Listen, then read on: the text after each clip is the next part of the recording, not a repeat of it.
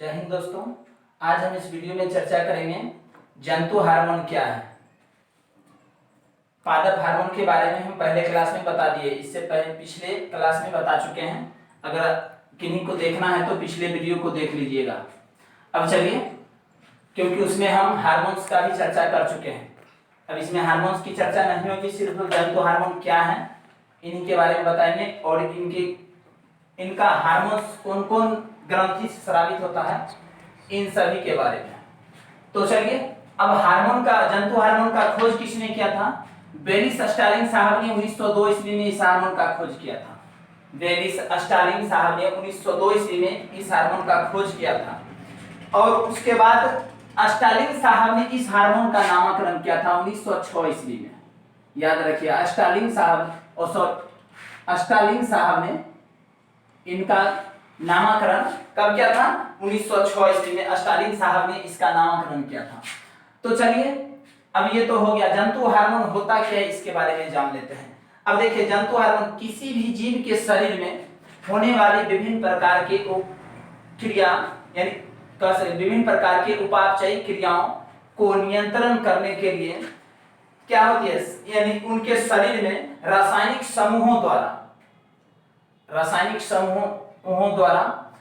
रासायनिक यौगिक के जो समूह होते हैं उनके द्वारा एक विशेष प्रकार के पदार्थों का स्त्राव होता है। उसी पदार्थ को हम क्या बोलते हैं? हार्मोन्स कहते हैं। अब देखिए, यह हार्मोन क्या करता है, उनके शरीर में जो होने वाली सभी विभिन्न प्रकार की क्रियाएं हैं उन सभी को क्या करता है, यह नियंत्रण करके रखता है। इसीलिए हमारा शरीर का जो है सामान्यतः मतलब वायुमंडलीय वातावरण के अनुकूलन बने हुए रहता है। अब देखिए, किसी हार्मोन्स की अगर कमी हो जाती है, प्रॉब्लम होती है, समस्या होती है, तो शरीर में विभिन्न प्रकार की समस्या यानी बीमारी उत्पन्न होना शुरू हो जाती है। तो हम इन सभी के बारे में बताएं, कौन से हार्मोन की कमी से बीमारी भी होती है, उन सभी का भी चर्चा करेंगे। तो चलिए, पहले हम देख लेते हैं। तो ये तो समझ में आ गया जंतु हार्मोन किसे कहते हैं। अब देखिए, हम क्या किए कि एक चित्र के माध्यम से कौन कौन ग्रंथि कहां कहां पाया जाता है और कौन कौन ग्रंथि क्या स्रावित करता है, इन सभी के बारे में तो जानेंगे, लेकिन हम चित्र के माध्यम से यह बताने का प्रयास किए हैं कि कौन सा हार्मोन कहां व्यवस्थित है। तो आप लोग इस चित्र को देखिए और चित्र के माध्यम से देख लीजिए कहां कहां कौन सा हार्मोन व्यवस्थित है। वैसे हम एक एक करके सबका जो अलग अलग पार्ट में बताएंगे तो उसमें सब कुछ स्पष्ट हो जाएगा, उसमें किसी भी प्रकार की समस्या नहीं रहेगी। इसमें तो हम प्रयास किए हैं चित्र के माध्यम से आप लोगों को समझा दें। तो चलिए, अब हम थोड़ा सा देख लेते। ये सब जो है, ये सब ग्रंथियां हैं, ये सब इसमें पाए जाने वाले, मनुष्य में पाए जाने वाले जो विशेष ग्रंथियां होती है जो हार्मोन को स्रावित करती हैं, जो शरीर को नियमन करके रखता है, वही सब ग्रंथियां हैं। अब देखिए, कौन सी ग्रंथि कहां पाई जाती है, इन सभी की चर्चा कर लेते हैं। कौन सी ग्रंथियां कहां पाई जाती है, इन सभी के ऊपर कुछ बात जानते हैं, उसके बाद इनको एक एक करके हम जानेंगे एक एक क्लास में। चलिए, अब देखिए, जंतु में पाए जाने वाले मुख्यतः ग्रंथियां, पीयूष ग्रंथि को मास्टर ग्रंथि या पिट्यूटरी ग्रंथि के नाम से भी जाना जाता है। वैसे हम इसके बारे में बताएंगे, तब भी इसका फिर से नाम बता देंगे। इसे मास्टर ग्रंथि के नाम से भी जाना जाता है। यह पाया कहां जाता है, तो खोपड़ी के आधारी भाग में पाया जाता है और जो थैलेमस से जुड़ी हुई रहती है। खोपड़ी के आधारी भाग में व्यवस्थित रहता है और थैलेमस से जुड़ी हुई रहती है। याद रखिएगा, खोपड़ी के आधारी भाग में पाया जाता है। अब हम कह सकते हैं निमस्टिक्स में पाया जाता है।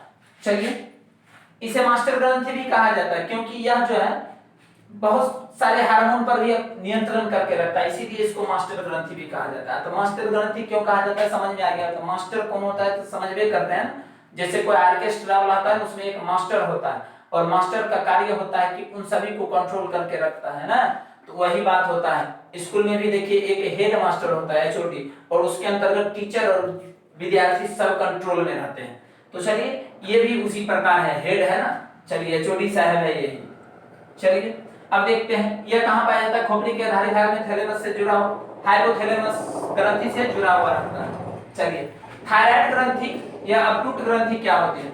अपटू ग्रंथि, यह जो है सांस नली और स्वर यंत्र, जो सांस नली होते हैं और स्वर यंत्र जो बोलते हैं, वो सांस नली और स्वर यंत्र के जो बीच वाले जोड़ वाले भाग होते हैं, उसी जोड़ वाले भाग पर यह व्यवस्थित रहता है। ठीक, अब जो ग्रंथि ये जो है जोड़ वाले भाग पर, जहां से सांस नली होती है और जोड़ वाले जो भाग होती है, दोनों के जोड़ वाले भाग पर यह व्यवस्थित रहती हैं अब्दु ग्रंथि। चलिए अब अगला देखते हैं पैराथायराइड ग्रंथि या पैराअब्दु ग्रंथि जो होती है यह पृष्ठ भाग में व्यवस्थित रहता है। इसी के देखिए नीचे पृष्ठ भाग में यह व्यवस्थित रहता है। चलिए अब अगला देख लेते हैं थाइमस ग्रंथि। थाइमस ग्रंथि जो होता है वक्ष गुहा के अंदर व्यवस्थित रहता है। देखिए ये वक्ष गुहा है, इसी के अंदर क्या होता है, ये थाइमस ग्रंथि व्यवस्थित रहता है। अब इन सभी के बारे में यह कौन सा हार्मोन स्रावित करता है और इनका क्या क्या कार्य है, इन सभी का हम अलग अलग पार्ट में अलग अलग क्लास में बताएंगे। तो इसलिए आप लोग बने रहिएगा। ये जितना भी एग्जाम होगा ये सब में इससे संबंधित प्रश्न आता है, इसलिए यह किसी क्लास के लिए फेमस नहीं है। यह जो भी बच्चा पढ़ते हैं कंपटीशन का हो, चाहे 10वीं का हो, 9वीं का हो या फिर 12वीं का हो, 11वीं का, जो भी बच्चा अगर क्लास का मतलब पढ़ते हैं वो सब के लिए है। ये इंपॉर्टेंट है, जरूरी नहीं है कि सिर्फ 12वीं के लिए है। चलिए अब अगला देख लीजिए एड्रिनल ग्रंथि क्या है। एड्रिनल ग्रंथि कहाँ पाई जाती है, यह जो है गुर्दे के ऊपर पाए जाते हैं। एड्रिनल ग्रंथि गुर्दे के ऊपर पाए जाते हैं। अब गुर्दे के ऊपर वृक्क जो होता है गुर्दे के ऊपर में पाए जाते हैं। चलिए पेनियल ग्रंथि जो होते हैं मस्तिष्क में पाए जाने वाले एक छोटे ग्रंथि होते हैं, जो जिसको मटर बोलते हैं, केराव के दाने के समान की आकृति होती है। वैसे मास्टर ग्रंथि का भी आकार दाने के केराव के दाने के समान यानी मटर के दाने के जो समान आकृति होती है। चलिए इसका भी उसी तरह आकृति होता है, लेकिन यह जो मस्तिष्क में पाए जाने वाले सबसे छोटी ग्रंथि की बात करें तो पेनियल ग्रंथि होती है, जो यह मस्तिष्क में पाया जाता है। चलिए अब देखिए लैंगरहैंस दीपिका, यह जो है एक अग्नाशय का भाग है।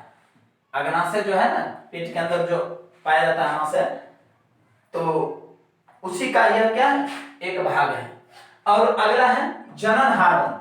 जनन हार्मोन तो जानते हैं, जनन हार्मोन जो एक अंडाणु का निर्माण करता है और एक शुक्राणु का निर्माण करता है। अब देखिए अभी जो हम चैप्टर अब पढ़ने वाले थे अगला ह्यूमन रिप्रोडक्शन, अब देखिए इसको पढ़ने के लिए पहले हमको हार्मोन की जरूरत है। ये जो निर्माण हुआ शुक्राणु का निर्माण या फिर अंडाणु का निर्माण कौन हार्मोन करता है, किसके वजह से होता है, कैसे होता है, फिर जिंदा कैसे रहता है, इसकी आयु भी है। ये 14 दिन तक यानी 24 घंटा या 36 घंटा तक जीवित रहता है। तो क्यों 36 घंटा जीवित रहता है, ये 72 घंटा क्यों रहता है, इन सभी के बारे में जानेंगे। ये योनि मार्ग यानी कह सकते हैं किसी मादा की योनि मार्ग में शुक्राणु को छोड़ने के बाद वो 5 दिन तक जीवित क्यों रहता है, तो ये सब बात क्यों रहता है, ये सब हार्मोन की वजह से ही है। अब कौन सा हार्मोन क्या स्रावित करता है किस जगह, इन सभी के बारे में अगर आपको जानना होगा तो फिर एक एक करके जो हम वीडियो बनाएंगे उनको देखना पड़ेगा, और उनको देखने के लिए आपको सब्सक्राइब करना पड़ेगा, क्योंकि जब भी हम वीडियो डालेंगे तो अपलोड करने के बाद आपको नोटिफिकेशन तुरंत जाएगी। तो चलिए इन सभी के बारे में हम एक एक करके अलग अलग वीडियो या क्लास जो होगी वो बनाएंगे। अब देखिए ये सबसे महत्वपूर्ण ग्रंथि है, इनका भी एक फेमस बनेगा क्लास।